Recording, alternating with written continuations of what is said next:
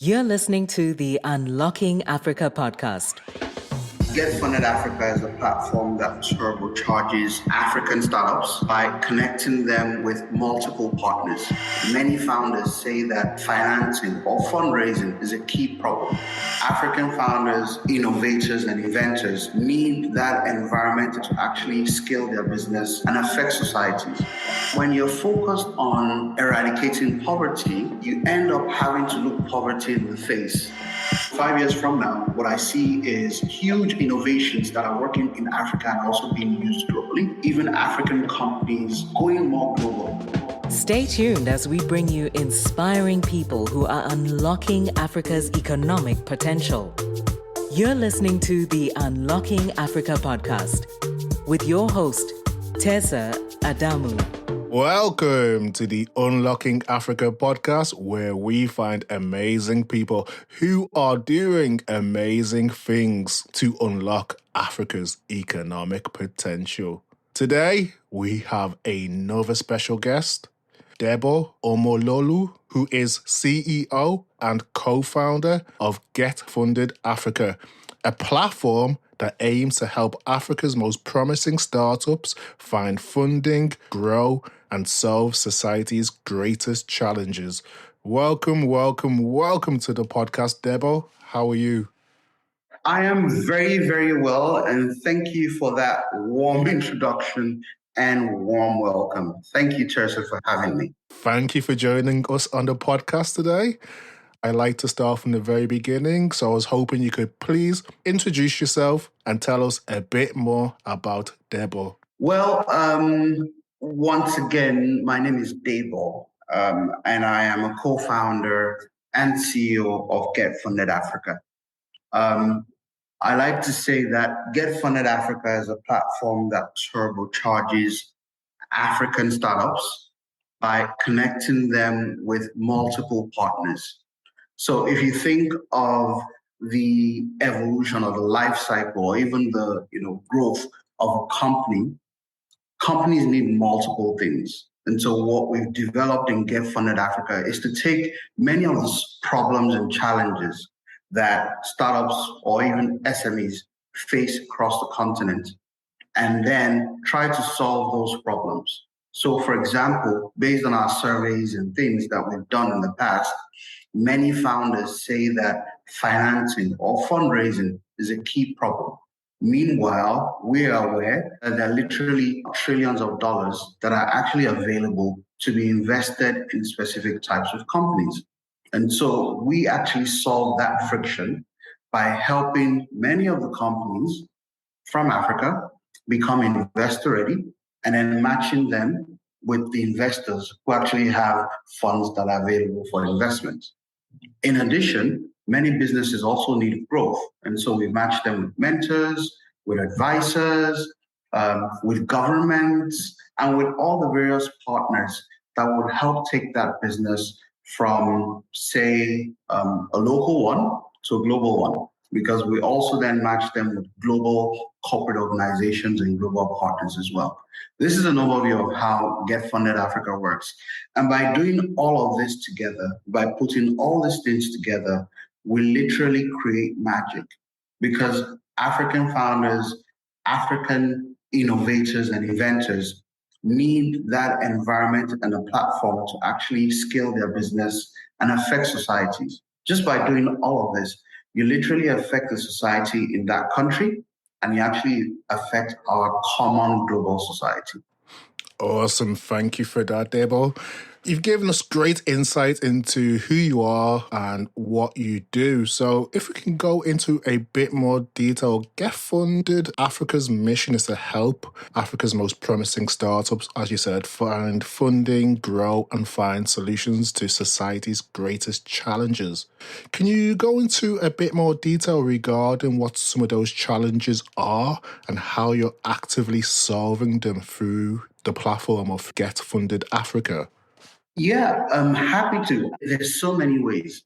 So across Africa, there have been challenges in relation to growth.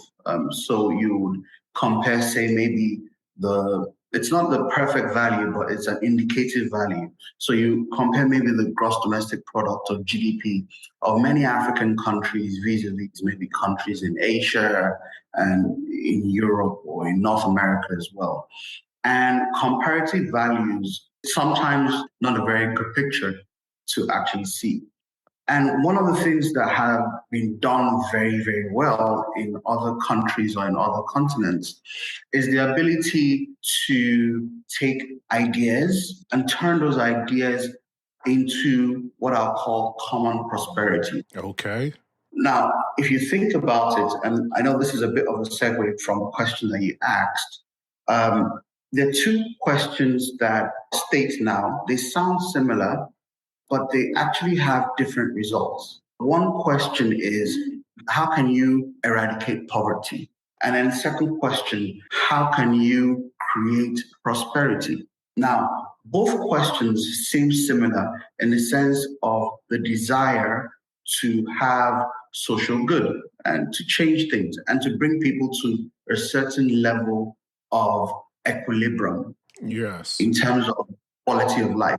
However, what we have seen and what history has shown is that when you're focused on eradicating poverty, you end up having to look poverty in the face.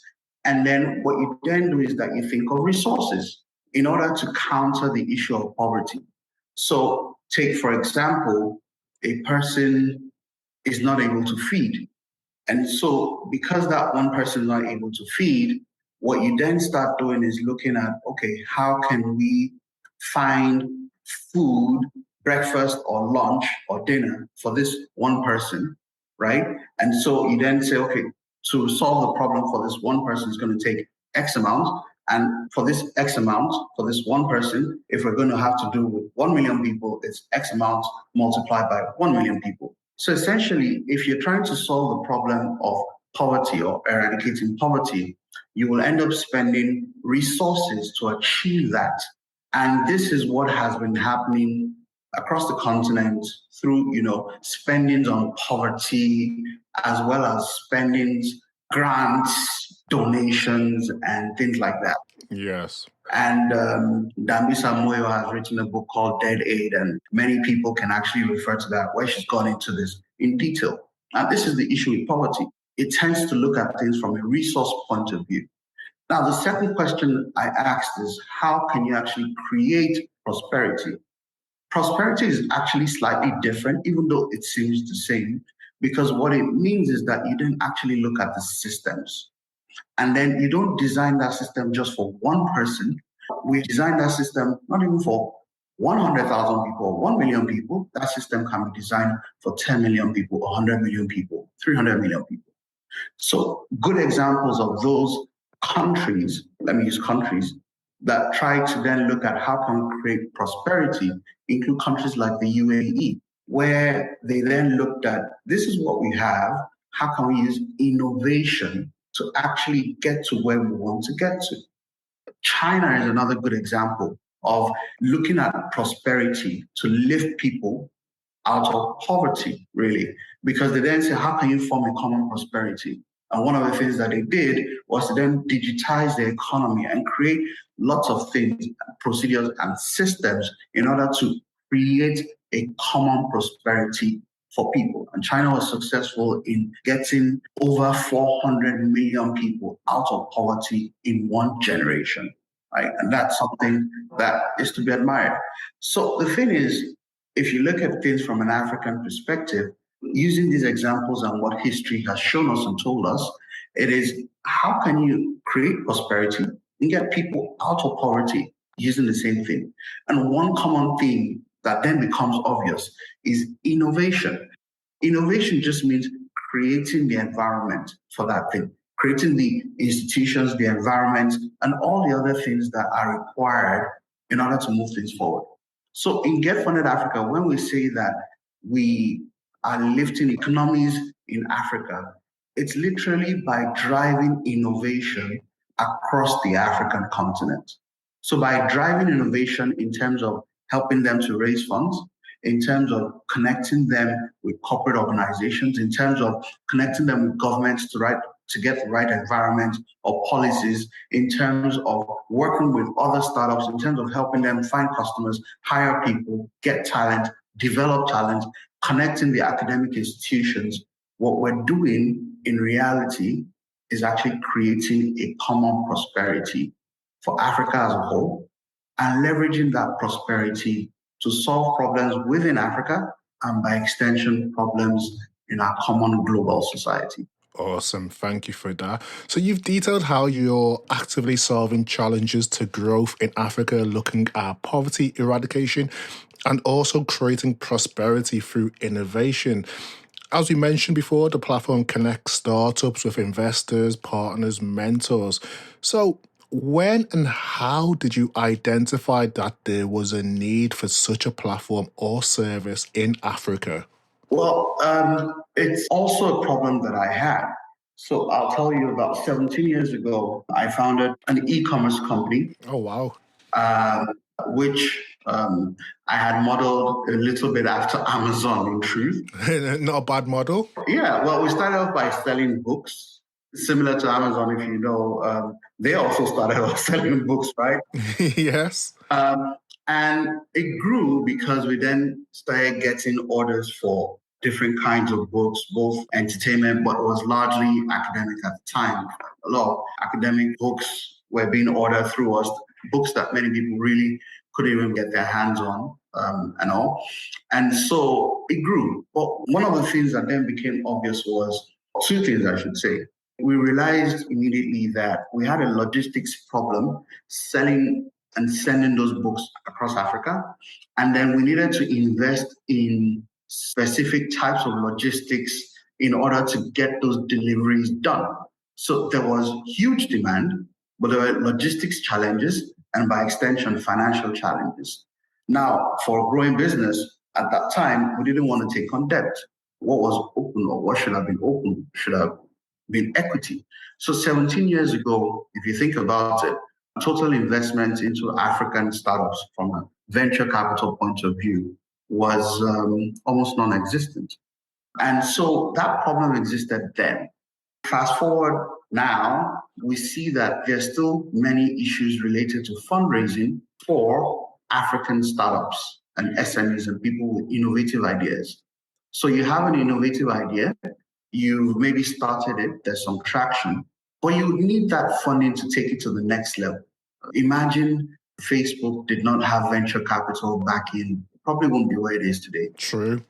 Imagine Google didn't have venture capital backing. Imagine Netflix did not have venture capital backing. You automatically realize that today, all the companies in, Fortune 500 companies across, North America, Europe, and Asia as well, almost all of them, you could even say all of them, because the only exception would have been Saudi Aramco. But if you think that the government is a venture backer as well, then you could say all of them. And all Fortune 500 companies have had venture capital backing to scale and grow those ideas. And so it really then became, can we do the same thing?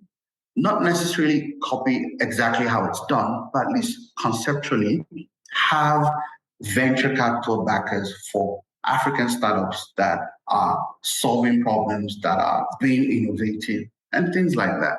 And this is why we then started out with GetFundedAfrica. In the very beginning, it's not like we had, a few $1 million sitting down there and all. But the concept was simple. In the beginning, it was more of, if we want to increase venture capital flows into the African continent, then like anything in life, one of the first things you need to do is to measure it. Yes. And so this started off the research arm of our business, where we started, tracking who is investing in where, what industries are they investing in, what countries are they investing in, where are these investors coming from, even these investors, the professional VCs, who are their limited partners, who's investing in those investors. And so by taking the time, it took almost a year and a half to build this database of investments and things and who's doing what for Africa and across Africa, and even identifying who should be doing a bit more, for the continent vis-a-vis the promises that they've made or commitments that they have. we were then able to then approach each of them to say, what are the bottlenecks stopping you from, investing in Africa and things like that? Took multiple surveys, did multiple things with them. And this then led to an increased flow. So I will not say we're responsible for the increased flow, no, but I'm happy that at least we're a part of the evolution and the story. And if you look at it, since GetFundedAfrica, we started really in earnest in 2020. Yes. And so every single year since then, investment into Africa has doubled every single year. So as of 2017 thereabouts, it was abysmal for the entire all 54 African countries, startups in all 54 African countries. As of 2020, investment into African startups had grown to $2 billion. In 2021, it had grown to about $4.15 billion. And this year, we estimate it's going to, despite the slowdown, the global investment slowdown, we estimate it's going to be between $7 and about $8 billion, thereabouts, somewhere in between. So we estimate again that by next year, this should also be in the $15 billion range. So essentially, there's that work that needs to be done to provide transparency, to provide openness for startups across Africa. And this is the reason why we set it up. And these are the things that we're doing today to make it more transparent, to enable more collaboration. And as I said in the very beginning, to unleash innovation. Awesome. Thank you for that. So you've explained that the platform was founded due to your own experience of being a startup founder and struggling to find investment. So GetFundedAfrica was founded in Nigeria, but I believe you don't like to tag it as a Nigerian startup. Why is that? So I am Nigerian by birth, right? So am I. It's safe to say, okay, it's a Nigerian startup. So I don't even have a problem with that. However, not for outsiders, but for other Africans as well, I always want to make sure that there's a feeling of inclusion and not just a Nigerian thing. So for those of your listeners that know about Africa, and if you don't, let me just explain. So Africa has an estimated 1.5 billion people, thereabouts. And of that 1.5 billion people across the entire country of 55 countries and territories, Nigeria alone has a population of 200 million out of that. So it means that one in every, let's say about 7 Africans is Nigerian. Yes. What that tends to mean, and Nigeria is also Africa's largest economy by far. It's almost double of its closest economic competitor. What tends to happen is that Nigeria then usually dominates the discussions when you're talking Africa. And the way we want to ensure that there's inclusiveness is that we're doing a lot of work across the entire continent. So I am a proud Nigerian, very, very proud one. And so the reason I usually say, hey, I don't necessarily want to be tagged as a Nigerian startup is that we do, today at least, we do work in about 34 of the 55 countries and territories in Africa. So yes, we are conceived in Nigeria, operating in Africa, and transforming the world. So I usually want to separate myself as a person from the company. So I am Nigerian, a very proud Nigerian, and will continue to be. The company is solving problems in Nigeria as well as, multiple countries across Africa.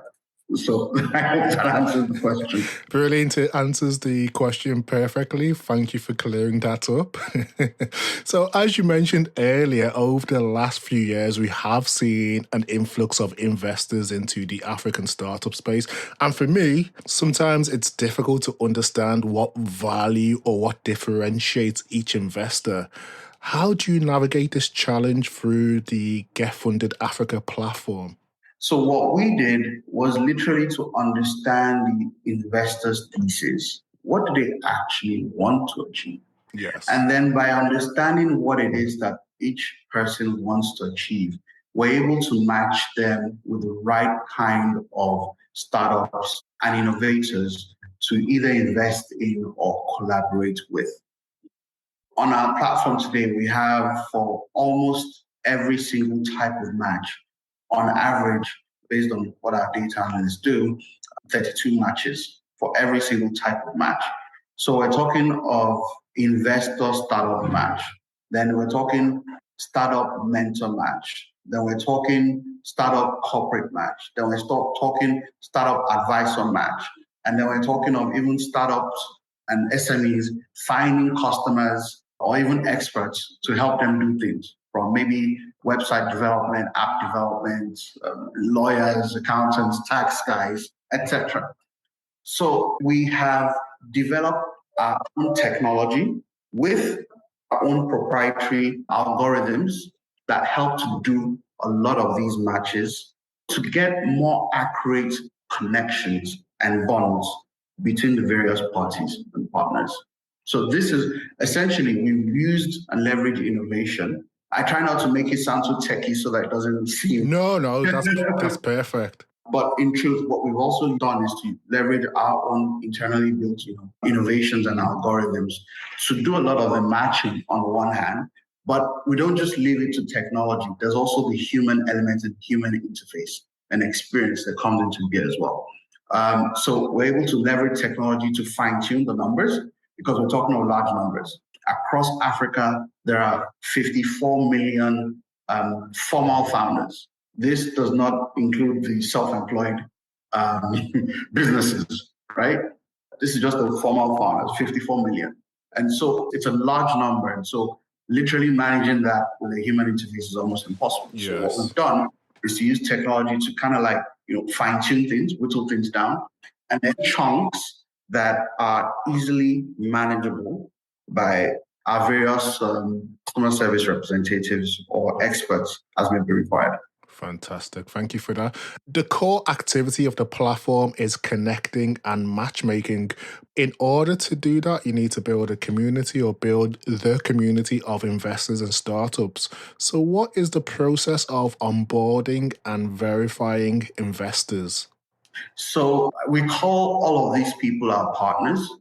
And so our partners include the investors, the venture capital firms, the angel investors, our mentors, our advisors, our professional service providers.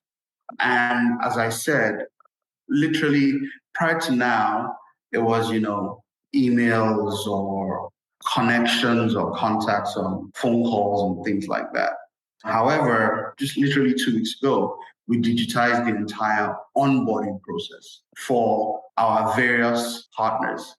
So, for example, speaking about investors, if there's an investor that we either have contacted or wants to contact us, we have a page on our website where they can literally fill in their information, everything from their investment thesis, the kind of companies that they want to invest in, their own overall goals, and so many other questions that we've asked in there. Then we have an investor team. So we have teams for all of our various partners. And we have an investor team, but since you asked specifically about investors, I'll talk about that. And then our investor team then reaches out to that investor, sets up a meeting, has a discussion with them to even kind of like get to know what quantum of amounts they want to invest in, size of checks, a bit more about their fund, if they're angel investors or if they're professional VC firms, how regularly they want to receive, pitch decks, for example, from the startups.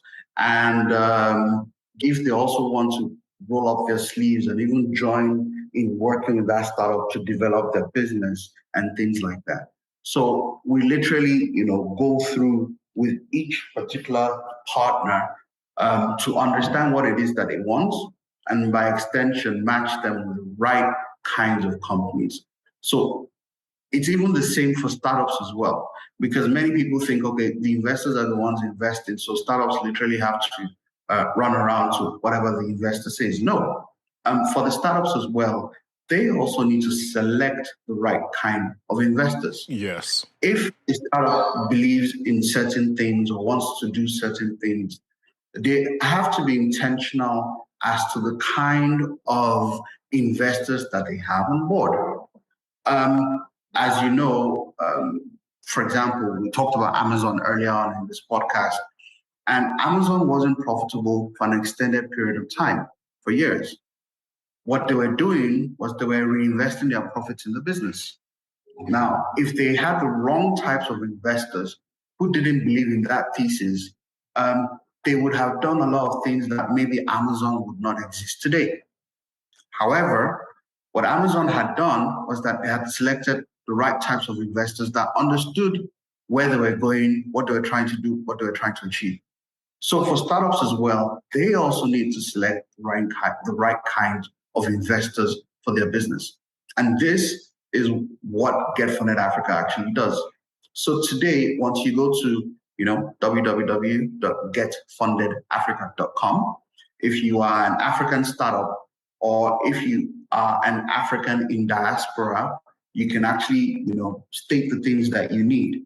If you are a global investor, no matter what country you're in, Canada, US, UK, UAE, wherever you are, you can actually go in there and fill in the information as well. So for every single type of customer, we've already done like pre-built tracks for you, with literally all you're doing is click, click, click.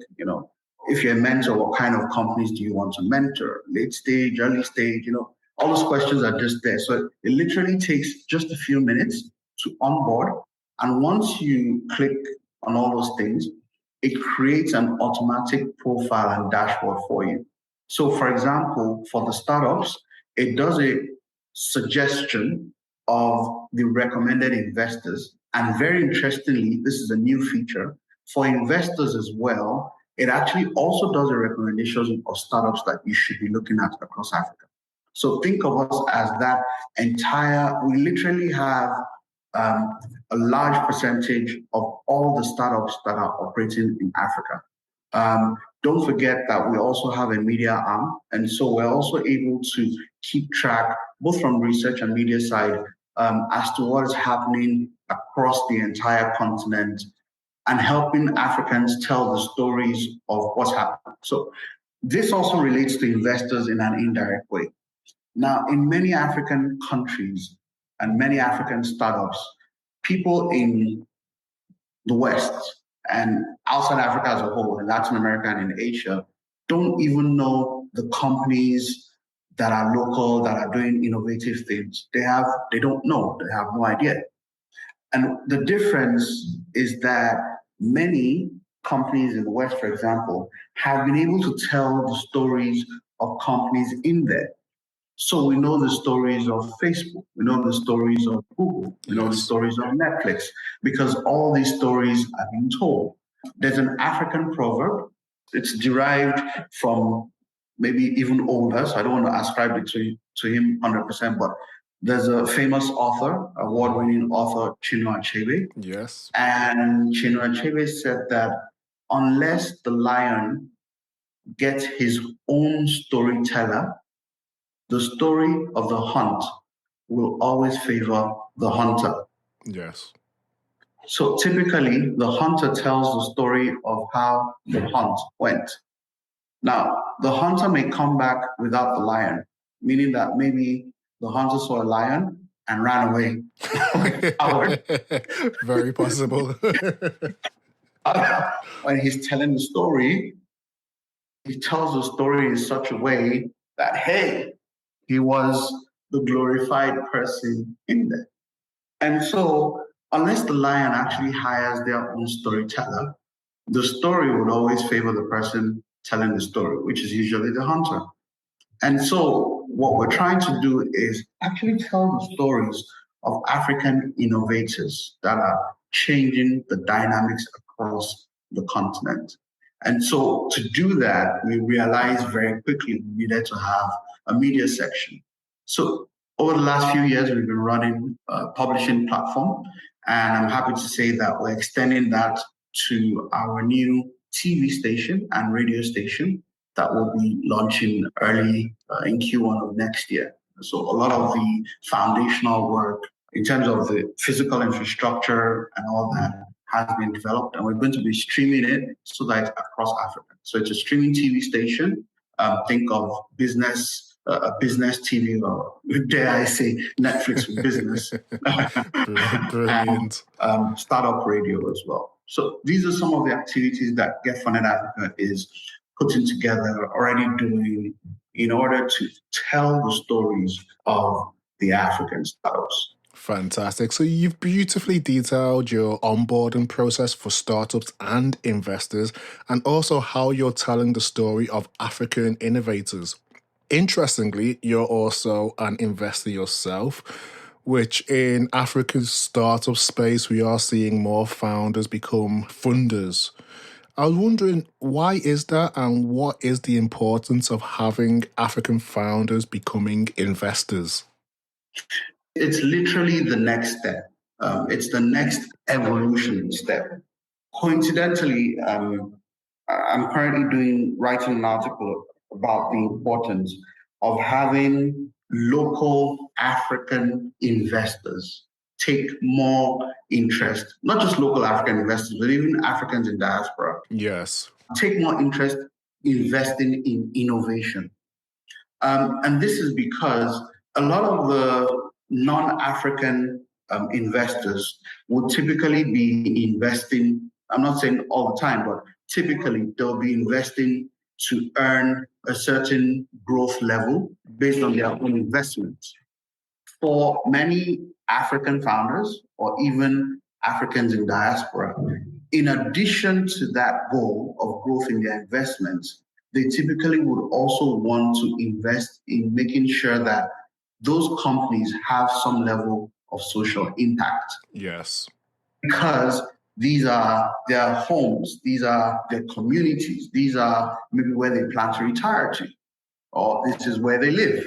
Very true. So it's very important that more and more founders actually begin to look at investing in what they do, where they live, where they're from, because there's a direct social impact to them and their families as well. So this is why I think it's literally like the next evolution, and it's very important. So I've been lucky. I was an African in diaspora. So personally, I am a finance person. I'm an accountant. I'm a chartered accountant.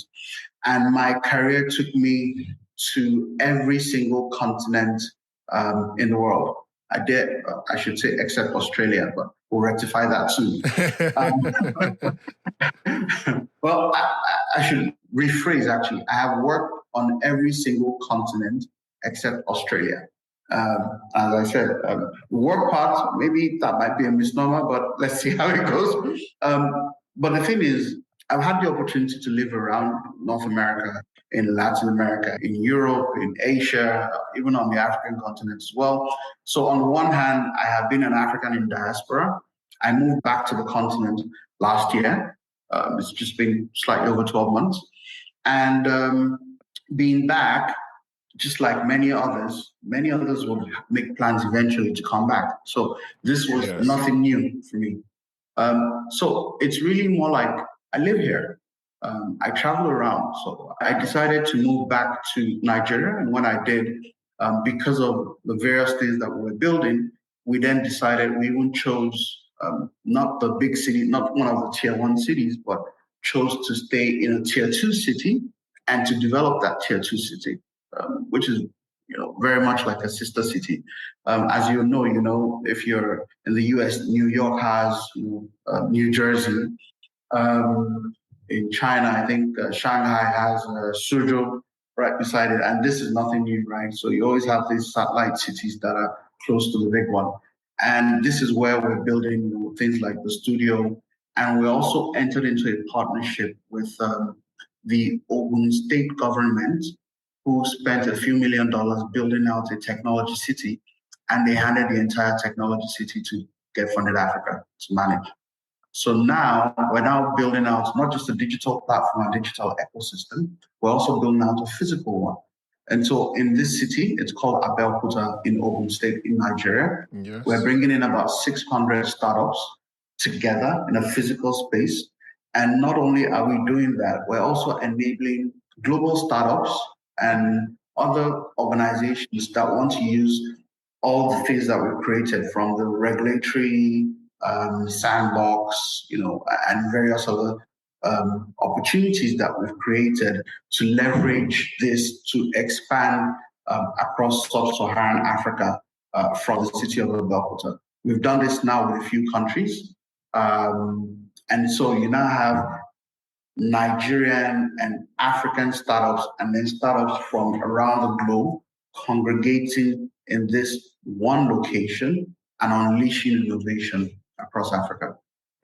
Fantastic. I mean, this is a conversation I had recently. Do you think in Africa we don't appreciate the strategic importance of, say, secondary cities? The answer is yes, with the caveat that it's not just Africa that doesn't appreciate this. It's a global thing. Everybody wants to be, where it's happening. And it's a good thing. It's all quality of life and stuff like that. However, secondary cities play a key role in actually even keeping the quality of life in the major tier one cities, because it helps in terms of decongesting. Yes. And if you think about it, because of all the transportation, even decarbonizing and providing better air quality, water quality, and so many other things, if you can plan strategically between the main tier city and the secondary city. So, answer your question, yes. I don't think we place enough emphasis, but it's also a global thing. Yes, very true. But we have to be intentional.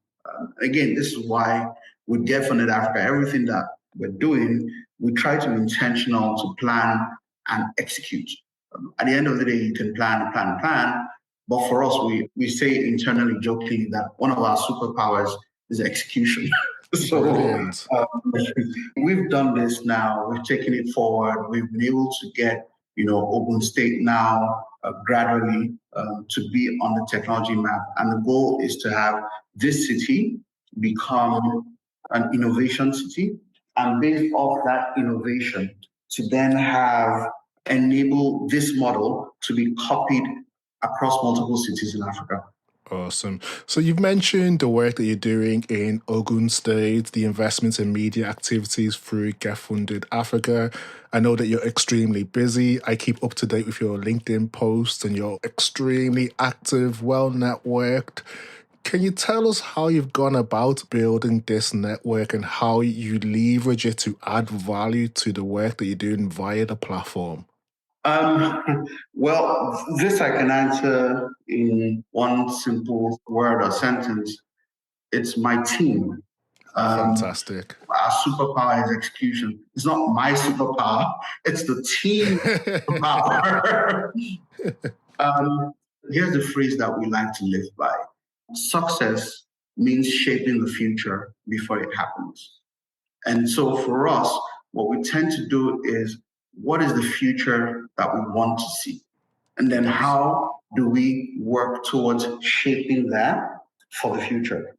And so we're able to actually take what we want to achieve into bits and chunks. Another African proverb, I hope this doesn't sound gory, but how do you eat an elephant? It's one bite at a time. Yes. And so typically, what's the big objective that we want to get to? And then how do we break it down into phases? And then how do we then take the bites in order to actually, quote unquote, eat the elephant? I don't know why this just sounds correct. But you get what I mean, right? And so, sorry, please, if you're a conservationist, please trust me, I'm also one. So forgive me for this example. So basically it is then taking those things into bite sizes and then executing based on milestones, and then also keeping ourselves accountable. So for us, saying it again, the superpower of a team is execution. And so they actually give me the leverage to even use data to say, who are the people that we should be even having a conversation with? So it's usually not even just random, oh, we met this person. No, it's usually very intentional as to having the discussions with the various countries, with various partners, with various investors, with various VCs, and various mentors. we have a programs team and work hand in hand with our research team to say who and what countries should we be talking to, and in what industries are we trying to unleash innovation in and all. Take, for example, as you may know, there's going to be COP28 next year, the climate discussion. And basically, the green economy is becoming more and more and more important, especially different countries now passing regulations. Now, how does this work from a global point of view? And if you even switch it around, how does this even work from an African point of view? So in Africa, many of the countries, some of the countries are companies that maybe you would get the resources from. So oil, for example, or gas reserves. So countries like Angola, countries like Nigeria, and several others that have oil. How does this change in the green economy affect them? How do they get investments? What are the other countries and nations doing that impact the ability of these companies to innovate? So how can an oil major or an oil producing country begin to transition into a lower emission country?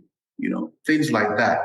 And so how can startups actually create innovative solutions that even work with governments to achieve these things, both from an African and a global point of view? So using that as an example, COP28 is coming up next year. I believe it's in the United Arab Emirates.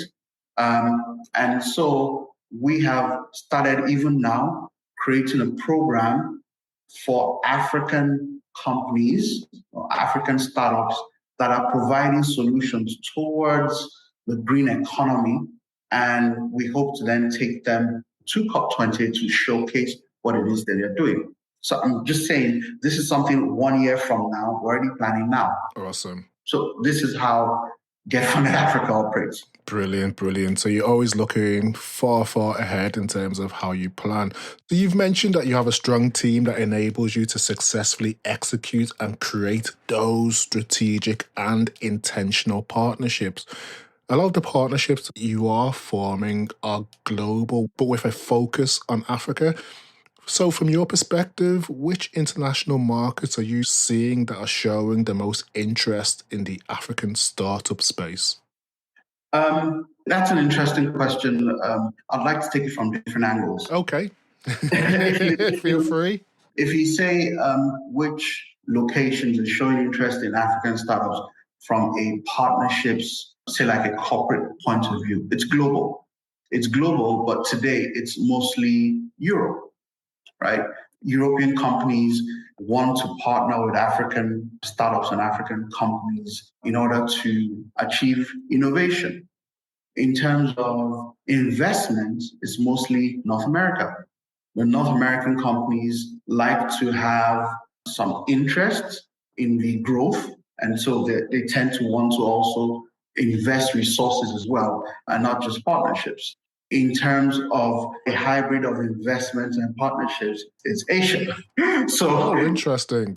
It's a mixed bag from what we're seeing. And what I have done is generalization in truth. But yes. At the end of the day, this is what tends to happen. So you would usually see, and more now, especially with some of the startups that we're taking global as well, they are also investing into these economies.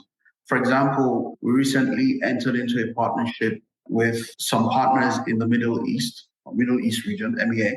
We're also having African-based investors investing in these startups to enable them to expand and grow. So today we already have a kind of like syndicate fund of about $20 million to invest in startups from Africa that are expanding into this Middle East region. We're forming another syndicate fund of about $50 million for African startups that want to, expand into Europe. And we have another fund coming in the pipeline for African startups that want to expand into North America. So basically, we're able to do this, again, because of all the data that we have, the research we've done with the team, and so many other things. And so we are pivotal to the growth of partnerships of the African startup community, the investor community, and global partners. Awesome. Thank you for that. That's extremely interesting insight. You mentioned European companies are favoring partnerships with African startups, and within North American companies, they're looking to invest in African startups. And then in the Asia region, there's more of a hybrid approach. But I was wondering, what are some of the challenges that you are probably experiencing now that we are seeing a bit of a global economic downturn? Is there still the same level of appetite? Has it slightly decreased? Has it increased? Well, it's been steady for a while, but for the first time last month, we saw a slight slowdown, ever so slight. Okay. And I say slowdown from the point of view of growth. So it's still growing. Okay, that's great to hear. But all the while, there had been VC winter, but in Africa, it was, a VC summer. But we saw for the very first time last month a slight slowdown in the growth rate, but still growing. The thing is, for many African startups, because they're competing with many global startups, and because, unfortunately, the perceptions of doing business on the continent, not just perception, but doing business on the continent, can be rather harsh. There's usually the valuation of African startups tends to be fair. Okay. And so because of that, there really wasn't a slowdown in investment in African startups. Now, in addition, many of the DFIs had actually made commitments to investing in VCs or being LPs in VCs. So those funds are actually still there. Yes. So, for example, the venture capital firms would typically raise funds and invest over a 5-year period, right? And extendable by another 5 years, making 10 years. The fact is, those funds are still with them. So they are still investing, they're still fundraising, this is the VC, they're still fundraising from DFIs and pension funds and many other limited partners that would invest in their funds, and they still have to deploy those funds. So generally speaking, there hasn't really been a slowdown because there are lots of opportunities across the continent and many things happening. The growth rate has slowed down ever so slightly recently, but we still expect that we're going to be just under double of the total VC funding that was raised in 2021. That's great to hear. So you mentioned that despite the global economic downturn, you're not seeing much of a slowdown in the investment in African startups. Historically, during tough times, we often see some of the best innovations, solutions, and trends. What recent trends in Africa's startup landscape are you excited about? Well, there are lots of things I'm excited about. Enough time. But you mentioned trends, so let's even start with the historic trend and then the future trend. The historic trend has been that, so far, there are about 7 unicorns from Africa over the last few years. 5 of those companies have been fintech companies. And so hence that huge interest in African fintech companies. This is a historic trend. The future trend that what we are seeing is that in reality, everybody in one way or another is a fintech of sorts, especially as the business grows and scales. So basically, we're very interested in companies that have embedded finance in them. And secondly, the opportunity for companies to digitize existing ecosystems. Let me use an example. On the retail side, you have many mom and pop shops here and there and everywhere across each African country. If we use Nigeria as an example, we're talking of millions, literally, of these small shops here and there. Now, they operate outside of digital today. You now have companies that are able to connect them with the suppliers such that these mom and pop shops don't have to close down their stores in order to go to the general market to purchase items, bring it back, and then break things out and then sell individually on the street corners or where the small pop-up shops are. You actually now have startups that are able to digitize that entire value chain for them, whereby you can even create websites for such small companies. So the guys on the street can order for something And that small shop can just walk down and get it delivered to that particular building, apartment, whatever it is.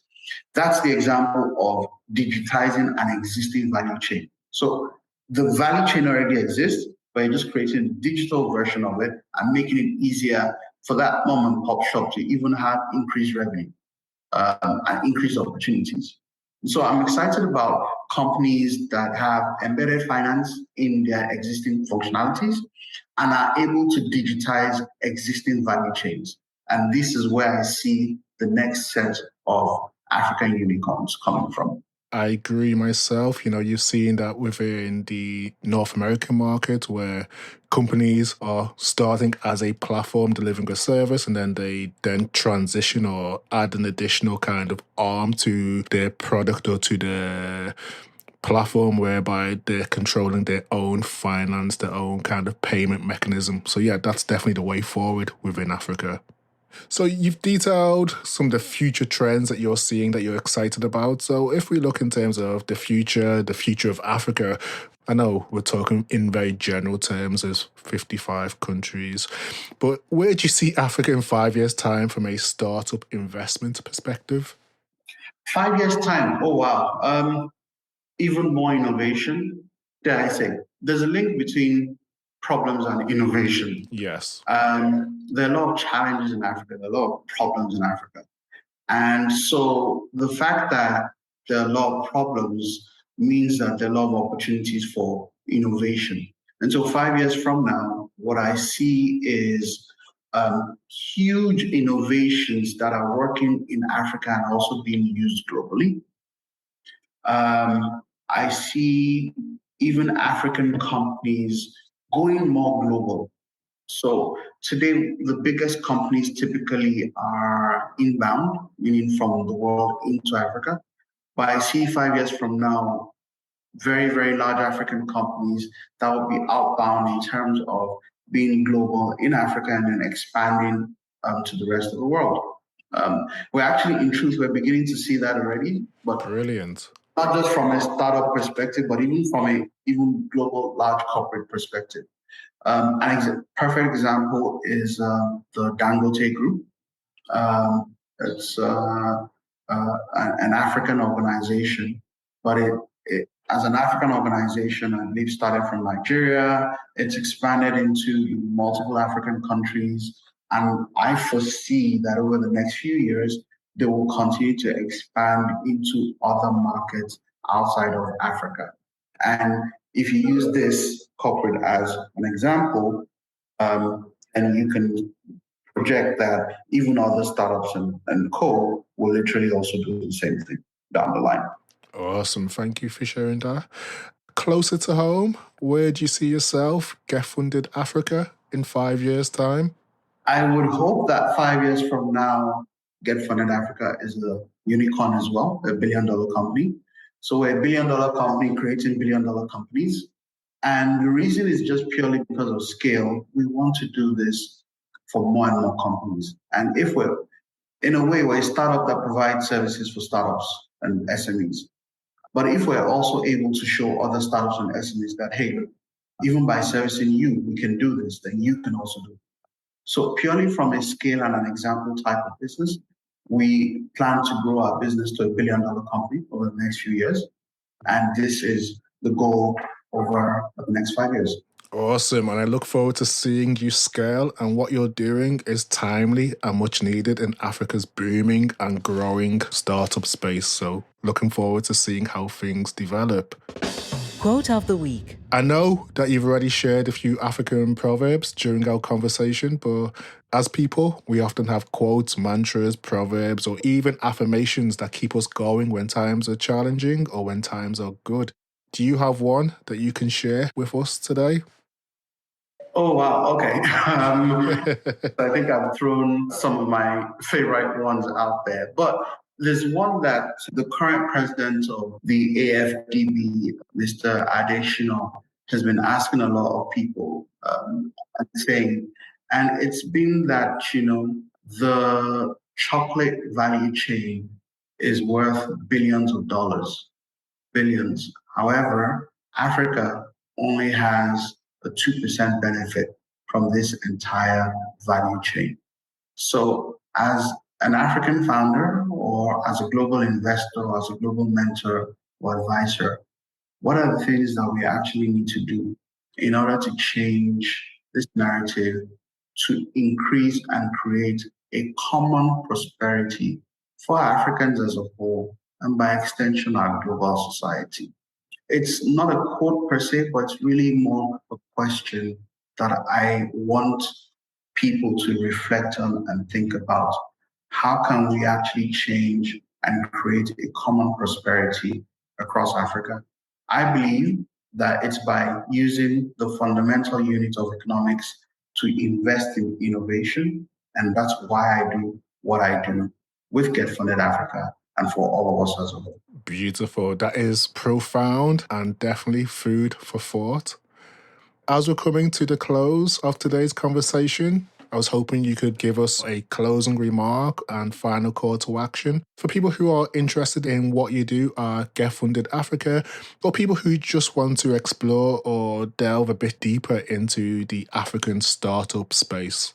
We've made this very simple now, so please simply go to www.getfundedafrica.com and just click on sign up. So whether you're a mentor, you're an advisor, you have some special professional skills, or you want to collaborate with Get Funded Africa on events or research, whatever it is, we've digitized the entire thing. So just go on the website again, GetFundedAfrica.com, click sign up. Once you sign up, then you can actually contact the relevant team that can connect with you and work with you in order for us to achieve the collective goal. It's been a pleasure, actually, Tirsa, talking to you. It's been a pleasure. I can't actually believe how long we've been speaking. It's flown by. Thank you so much for having me. That has been an extremely enlightening, refreshing conversation. It's great to get your perspective as someone who has been embedded in Africa's startup space for the last 17 years. So your platform and story will inspire other people to make that step into trying to innovate, become founders or funders themselves. So thank you for joining me on the podcast today. Really appreciate it. Thank you, Tirsa. And we will speak soon. Take care. You too. Bye.